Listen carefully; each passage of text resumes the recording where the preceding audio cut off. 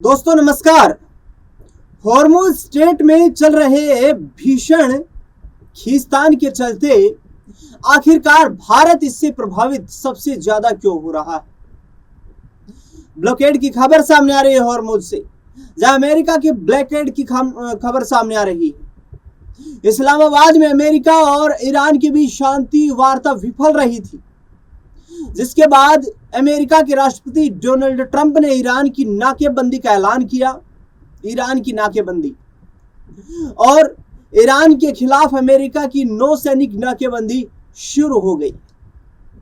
वहां समंदर में स्ट्रेट ऑफ हॉर्मुज के पास अमेरिका ने अपना एयरक्राफ्ट भेज दिया है और भारत के लिए यह खबर जो है ये किसी बड़े झटके से कम नहीं।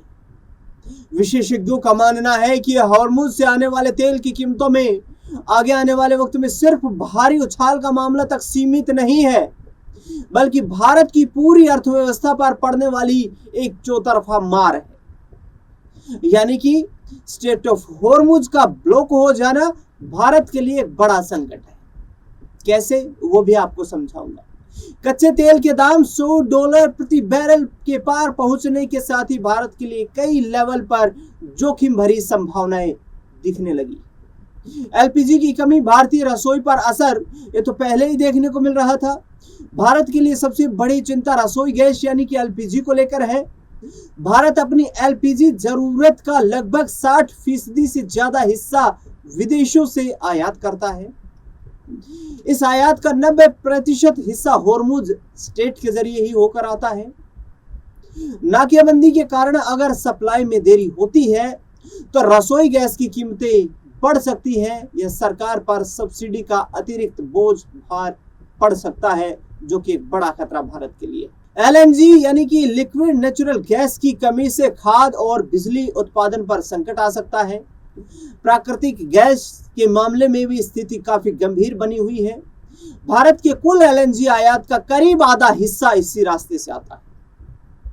गैस की कीमत बढ़ती कीमतों का सीधा असर बिजली उत्पादन पर पड़ेगा। गैस की कमी है उसका भी उत्पादन पर प्रभाव पड़ेगा। खाद्य बनाने वाली कंपनियां और शहरों में सीएनजी की सप्लाई पर असर पड़ेगा। इससे खेती की लागत बढ़ सकती है और खेती की जब लागत बढ़ेगी तो गेहूं चावल जैसे अनाज के दाम बढ़ जाएंगे। लंबे समय तक इसका असर खाने पीने की चीजों पर देखने को मिल सकता है, जो कि भारत के लिए किसी बड़े संकट से कम नहीं। महंगाई और रुपया कमजोर होने का भी संकट है। खाड़ी देशों से भारत अपनी जरूरत का करीब आधा कच्चा तेल इसी हॉर्मुज स्ट्रेट के रास्ते से मंगवाता है। भले ही रास्ता पूरी तरह बंद ना हो, लेकिन बीमा प्रीमियम और माल भाड़ा बढ़ने से तेल की लैंडेड कॉस्ट बढ़ जाएगी। तेल महंगा होने से भारत का आयात बिल बढ़ जाएगा, जिससे व्यापार घाटा बढ़ेगा और डॉलर के मुकाबले रुपया और ज्यादा कमजोर हो सकता है। मिडिल ईस्ट में 90 लाख भारतीयों की कमाई पर भी आंच आ सकती है। इन तमाम बाधाओं के बीच खतरा लगातार ये बना हुआ है, जिससे अक्सर नजरअंदाज कर दिया जाता है। वह खाड़ी देशों में रहने वाले भारतीयों के संकट का खतरा है।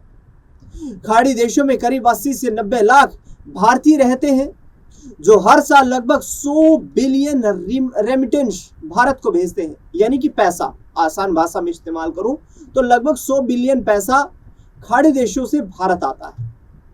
अगर नाकेबंदी के कारण खाड़ी देशों की अर्थव्यवस्था सुस्त पड़ी तो वहां पर भारतीयों की नौकरियां और उनकी कमाई पर सीधा असर पड़ेगा, जिसका सीधा असर भारत के विदेशी मुद्रा भंडार पर देखने को मिल सकता है। मैन्युफैक्चरिंग और एफएमजी सेक्टर पर भी असर देखने को मिलेगा। कच्चे तेल और गैस केवल ईंधन ही नहीं है, ये उद्योगों के लिए कच्चे माल का काम भी करते हैं। इसकी किल्लत से plastic, paint, chemicals, packaging industry की लागत काफी बढ़ जाएगी।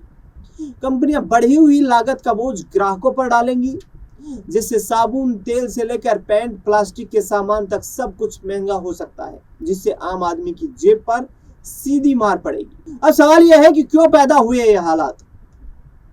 अमेरिका और ईरान के बीच इस्लामाबाद में 21 घंटे की बातचीत विफल होने के बाद यह संकट खड़ा हुआ है। अमेरिका का लक्ष्य ईरान के तेल एक्सपोर्ट को रोकना है। हालांकि दुनिया के इस सबसे महत्वपूर्ण समुद्री रास्ते पर सैन्य तनाव बढ़ने से भारत जैसे कई देशों पर आर्थिक जोखिम कई गुना बढ़ गया है। अगर ये तनाव जारी रहता है तो होर्मुज पर निर्भर देशों को आने वाले दिनों में गंभीर समस्याओं का सामना करना पड़ सकता है। इसमें भारत भी इसकी लपेट में दिखाई देगा। ये महत्वपूर्ण पॉइंट्स मैंने आपको बताए कि कैसे ये भारत पर सीधा असर डालेंगे, क्योंकि भारत एक बड़ा मार्केट है और बड़े मार्केट को देखते हुए यहाँ पर हर देश की नजर, हर मैन्युफैक्चरर की नजर भारत के बाजार पर रहती है। लेकिन होर्मुज स्ट्रेट बंद हो जाने से भारत में कच्चे तेल और गैस की कीमतें सबसे ज्यादा जो है वो प्रभावित कर सकती है। अब कच्चे तेल को ही भारत के उद्योगों की साइकिल का पहिया माना जाता है, जिससे भारत का उद्योग चलता है और उद्योग चलने से लाखों करोड़ों लोगों के लिए रोजगार पैदा होता है। रोजगार पैदा होता है तो भारत की अर्थव्यवस्था आगे बढ़ती है और होर्मुज स्ट्रेट पर जितना तनाव रहेगा वो भारत के लिए कहीं ना कहीं एक संकट का समय रहता है। ऐसे में अब आगे आने वाले वक्त में डोनाल्ड ट्रंप का रुख देखना होगा कि वे क्या रुख अपनाते हैं, क्योंकि डोनाल्ड ट्रंप ने पिछले दिनों कहा था कि अमेरिका अब ईरान यदि शर्तों को मानने को तैयार नहीं है तो अमेरिका भी झुकने को तैयार नहीं है। अमेरिका की जीत का आश्वासन और अमेरिका को ताकतवर बताते हुए डोनाल्ड ट्रंप ने सीधे तौर पर यह कहा कि ईरान के पास खोने के लिए, लड़ाई लड़ने के लिए अब कुछ है ही नहीं। वैसे भी देखा जाए तो अमेरिका का जो रिपोर्ट सामने आई है उसके मुताबिक जितना बड़ा युद्धपोत जो होर्मुज स्ट्रेट की घेराबंदी के लिए भेजा गया है, उस लेवल का कोई युद्धपोत ईरान के पास मौजूद नहीं है। लेकिन ईरान के पास छोटे मारक फाइटर मौजूद हैं, जो मारक फाइटर ईरान की रक्षा के लिए और अमेरिका को विशेष तौर पर परेशान करने के लिए काफी। पाकिस्तान जिस तरीके से इस वार्ता का एक तरीके से क्रेडिट लेने का प्रयास कर रहा था, इस्लामाबाद के सेरेना होटल में अमेरिकी प्रतिनिधिमंडल और ईरानी प्रतिनिधिमंडल के बीच बातचीत हुई, लेकिन पॉइंट्स इतने ज्यादा थे, गुत्थी इतनी उलझी हुई थी कि पाकिस्तान जैसे देश की मध्यस्थता से वो सुलझना मुमकिन नहीं था। दूसरी तरफ लेबनान में ईरान जिस तरीके से हिजबुल्लाह को एस्केलेट करने की कोशिश कर रहा है, वो सीधे तौर पर यह संकेत देता है कि इजराइल तो पाकिस्तान की मध्यस्थता मानने को तैयार ही नहीं है।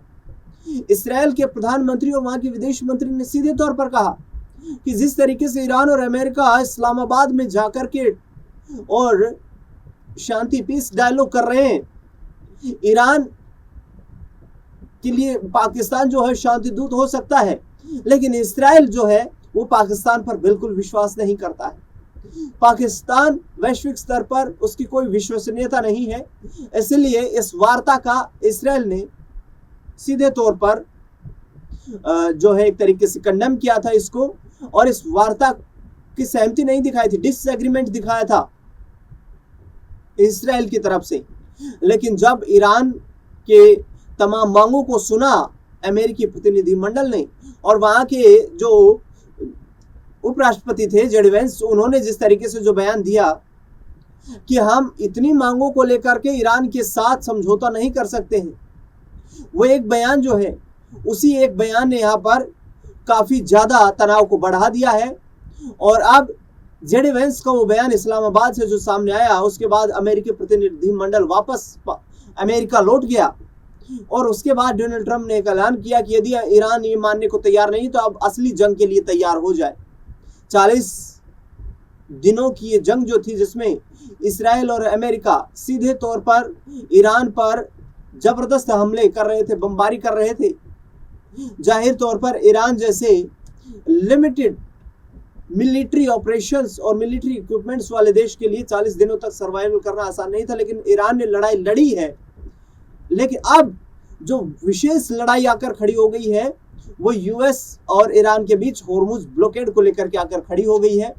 यानी कि अमेरिका ये चाहता है कि ईरान की कमर जो है वो आर्थिक तौर पर टूटे, तभी ये युद्ध शांत होगा, वरना ईरान इस युद्ध में बैकफुट पर जाने को तैयार नहीं है। और इसीलिए उन्होंने अपने युद्ध पोत को अब होर्मुज स्ट्रेट में उतारने का फैसला किया। देखना बेहद दिलचस्प होगा कि आखिरकार क्या कोई पीस टॉक होती है या फिर ये जंग जो है दुनिया के लिए कमर तोड़ महंगाई वाली जंग साबित होगी। इस खास रिपोर्ट को लेकर के आपका क्या कुछ कहना है वो हमें आप कमेंट बॉक्स में जरूर बताएं। फिलहाल इस खास खबर में इतना है।